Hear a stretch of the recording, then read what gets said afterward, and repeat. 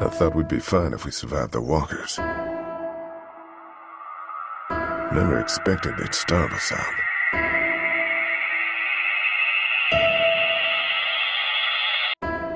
I'd almost rather starve than eat most of that stuff. What's going on, guys? We are finally back with a new Walking Dead What If video. I know it has been a while, but no, we're finally here, and I'm so happy to finally have this video out to you guys. Before we get into it, I just want to say I hope you all had a wonderful 4th of July. I know I'm late, really late, but really am excited to see you guys again and to finally share this with you. This is What If CARLEY Lived, Part 3. We last left off when the rest of the group took the boat to find a new location far from Savannah, after Kenny and Molly told Lee to get the others to safety. Due to the boat eventually running out of fuel, the group is forced to continue their journey on foot. Krista would get closer to the day her baby is due over the next couple of months. Similar to Cannon, we arrive at the rest stop scenario. Lee, Clem, and CARLEY decide to scope out the place to avoid putting Krista and her unborn baby in any danger. Omid stays behind, of course, to keep an eye on his wife. Lee would check one restroom, while Clementine and CARLEY check out the other. There's nothing there to alert them, so CARLEY and Clem get cleaned up. There'd be some dialogue between them about how much farther they have to go. Clem drops her water bottle getting cleaned up, and CARLEY helps her get it back. Suddenly, they hear someone coming in. CARLEY grabs Clem's gun and tells her to hide in the stall. They notice the girl walk in, hoping for her to move on. She notices Clem in the stall and tells her to get out. CARLEY pops out from one of the stalls and tells the girl to stay back. Clem comes out of the stall with her gun drawn on the girl as well. She begs CARLEY to just let her go and tells her she didn't mean to threaten Clem, but that she just wanted some food. CARLEY's suspicious as they have no idea where this girl came from. She yells for Lee to hurry to the bathroom. While their attention is off her for a split second, the girl rushes towards Clem and tries to grab her gun. If you react quick enough in this struggle, Clem shoots her before she can take it from her, hitting her right in the throat. If you don't react quick enough, the girl succeeds in grabbing her gun, but is instantly shot in the back by CARLEY. Either way, the girl ends up bleeding out from her wounds. CARLEY and Clem both have sad looks on their faces, as they didn't want things to escalate. CARLEY tells her it didn't have to go like this. Lee would show up by this time, shocked at seeing the random girl bleeding out. He yells, asking what happened. CARLEY responds saying, "Let's go, I'll tell you on the way back." CARLEY tells Lee how hard it's going to be for her to carry on with the blood of a kid on her hands. You can comfort her by telling her she did what she had to do, and that she shouldn't feel bad for saving Clem's life. We fast forward 16 months, where the group has settled in a spot in the woods after hearing the rumors about Wellington. And so, they intend to continue moving north. Since Omid wasn't killed in this scenario, and there's a lot more people to surround Krista, she successfully gives birth to their child, and they name her Genevieve. Thanks to CARLEY, Clementine has progressed into a far better shot and has grown more resilient thanks to Lee's training.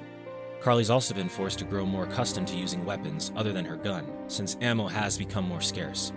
Lee would go out looking for more wood, but later be cornered by the bandits who canonically encountered Krista. This is a moment where you as the player would switch between Clem or Lee's perspective. Staying as Lee would enable you to disarm one of the bandits, buying you time until CARLEY and Clem show up.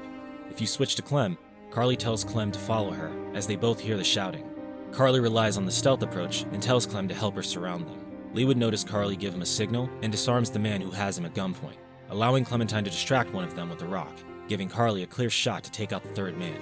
Due to the gunshot, however, walkers begin to approach them. The guy disarmed by Lee would try to make a quick move on him, and you struggle for a second before pushing him into one of the approaching walkers. The survivor with the spear would make a break for it, but fails as CARLEY shoots him in the leg with the other guy's gun. A walker jumps onto the guy and bites his leg. He knows it's over and pleads with Lee to shoot him so he doesn't turn. As Lee, you have the option to shoot him or leave him for the walkers. This decision does impact how Clementine approaches survival. Regardless of your choices, the man dies, and all three of them make a break for the campsite. They tell Omid and Krista that they have to move on, and that the area is not safe with the walkers roaming around. The group would continue on foot for a couple of days, until they come across a small abandoned building in the middle of the woods. Lee and Clem would look inside to make sure it was secure. They find out it's an old whiskey cellar, and decide to camp there for the night, while taking turns keeping watch. The next day, CARLEY, Lee, and Clementine notice the walkers start to gather and make noise around the door, and look to barricade it more. Suddenly, they hear the voice of a man making his way to the cellar. They look out the door and see a young man with a hat. It's Nick from the cabin crew, and he's not alone. He carries Pete on his shoulder. In this scenario, Pete decided to run towards Nick since Clem wasn't present. However, he still ended up getting bitten. When the group sees them, you have the option as Lee to refuse to help them, which leads to CARLEY shooting the walkers, or to rush to their aid with CARLEY to back you up. If you chose to help them, this influences Clementine to be more selfless and open to helping others. If you don't, this causes Clementine to look at Lee slightly differently and leads her to be more closed off. Nick rushes in with Pete, diving to the floor. The walkers are heading towards the door, and Lee and CARLEY rush to barricade it again. Nick either thanks Lee and CARLEY for helping him and his uncle, or he simply thanks CARLEY while giving Lee a wary look. Suddenly, Clementine notices the blood emanating from Pete's leg and asks what happened. Nick says it was nothing and that he scraped his leg trying to get away, hoping to conceal the bite from them. Krista responds saying, "Show us then," immediately showing how suspicious she is of Nick. Nick says she's acting crazy and tells everyone to stand back. CARLEY draws her gun on Nick, telling him to step away. Pete tells Nick, "It's okay. They saved us. They have a right to know." He then goes on to reveal the bite on his leg. Everyone is surprised, and the group looks to Lee for what to do. CARLEY asks Lee if they can even do anything, considering they're short on supplies. Nick raises the idea of chopping Pete's leg off, hoping it can keep him alive. He also mentions that they have a cabin not too far from the cellar, and with their help, he can get him back there in time. Pete objects, saying he'd bleed out before even making it to the house. Also, if you happen to chop the teacher's leg off in Season 1, Lee could bring this up as another argument objecting to Nick's idea. At this point, Pete has accepted that it's the end of the road for him. He tries to console Nick, but his nephew is stuck in denial. Nick looks over at Clementine and notices she has a holstered gun. Before anyone can react, he grabs her and points the gun at her. CARLEY draws on Nick and tells him to let her go, or he'll end up outside with the walkers. He yells back, telling them they're going to save his uncle and then he'll let her go. CARLEY looks over at Lee, who's furious to see his little girl held at gunpoint. This moment reminds Lee of the way Andy grabbed Clem all those years ago, and pushes him to a fit of rage. As Lee, you can tell Nick he better let Clementine go, or he'll suffer a worse fate than his uncle's. Any more dialogue options would just be threats. CARLEY tells Lee, "Just say the word, and I've got it." Pete yells at Nick, telling him he doesn't want to do this, and that Clementine did nothing to him. However, Nick refuses to listen to Pete's words or Lee's warnings, as he seems determined in making sure they help his uncle. You'd begin to approach Nick from Lee's perspective, looking to get his focus off Clem. He points the gun away from her in Lee's direction. In that split second, we'd shift to a QuickTime event where Clem's able to act fast by biting Nick's hand, forcing him to lose his grip and drop her. When she's out of his reach, you as Lee are given the opportunity to rush him and force him to the ground. Lee would start punching Nick to subdue him, but as the player, you're given an opportunity to hit him in the face with the gun. If you choose to hit Nick with the gun, CARLEY looks at Lee, frightened at what he's done to Nick. His face is badly bruised, and his nose is broken.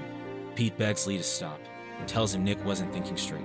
CARLEY yells at Lee, similar to Season 1, telling Lee, He's had enough. if you choose not to hit Nick with the gun, CARLEY pulls Lee's arm down and says, "It's over. We're still here."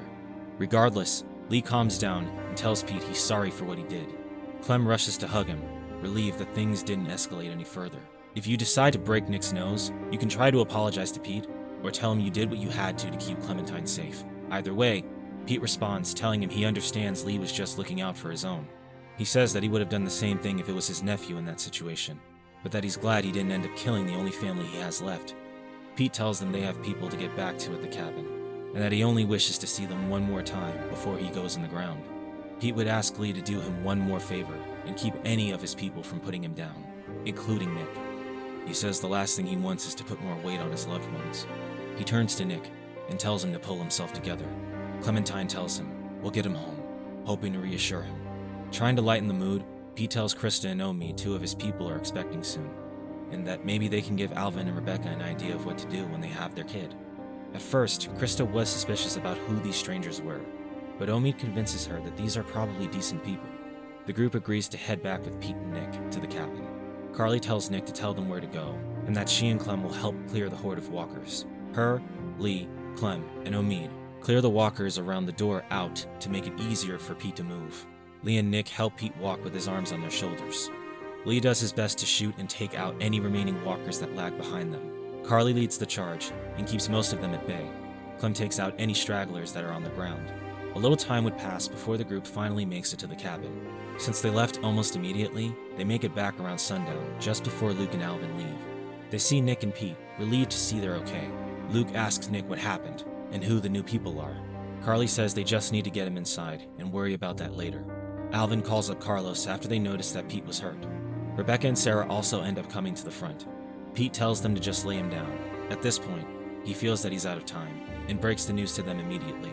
While explaining the accident, Pete also tells the group how he and Nick came across the dead bodies at the river. Nick says he thinks it was Carver, immediately alerting the rest of the group. Everyone's in shock, struggling to process the fact that they're going to lose Pete. Carlos tells Sarah to go into the room, as he doesn't want her to be involved with what they're about to do. CARLEY would ask Clem, why don't you go keep her company? Maybe she can use a friend. Clem goes upstairs and gets to know Sarah. Laying on the couch, nearly succumbing to the fever, Pete tells Luke that since he's out of time, he needs to step up, take charge as the leader, and watch out for everyone. He tells him to watch out for Nick too, and that he's counting on them. If you decided to help Pete and Nick at the beginning, Pete turns to Lee and CARLEY and thanks them for sticking their necks out for him and his nephew. If you didn't, Pete only says this to CARLEY. He also compliments them on how well they've done as parents, saying, "You've outdone yourselves with that little girl. If you stuck around, I think the others would have a better chance." Krista steps up saying, "We'll watch out for them," smiling at Rebecca and Alvin. Pete asks everyone if they can leave the room. Luke asks why, but Pete immediately turns to Lee and says, "You know what to do." As Lee, you can tell the others that Pete's last words were to have Lee take him out, so none of them would have to live with his blood on their hands. While Nick and most of the group would try to argue against it, Luke respects Pete's wishes and tells them to let Lee do it. Pete says thank you to Luke before finally slipping away. Nick begs Lee to let him take care of his uncle. Luke responds saying, "I can't let you go through that again, man." You have the option to give Nick your knife so he can take care of Pete himself. However, Nick realizes he can't go through with it, since he's gone through this before with his mother. He gives the knife back to Lee and turns away, hugging Luke. So regardless, Lee drives the knife through Pete's skull, killing him before he can turn. And guys, that is it. That is What If CARLEY Lived Part 3. I hope you guys enjoyed the video. If you did, please drop a like and subscribe to the channel if you are new. And please stick around for the next video and stick around for future videos. I will be doing an update very, very soon. And I hope you guys can get a little more insight on why I've been a little distracted and haven't been uploading as frequently as I'd like to. I hope to see you guys again, and I'll catch you all in the next one. 2 cents. Out.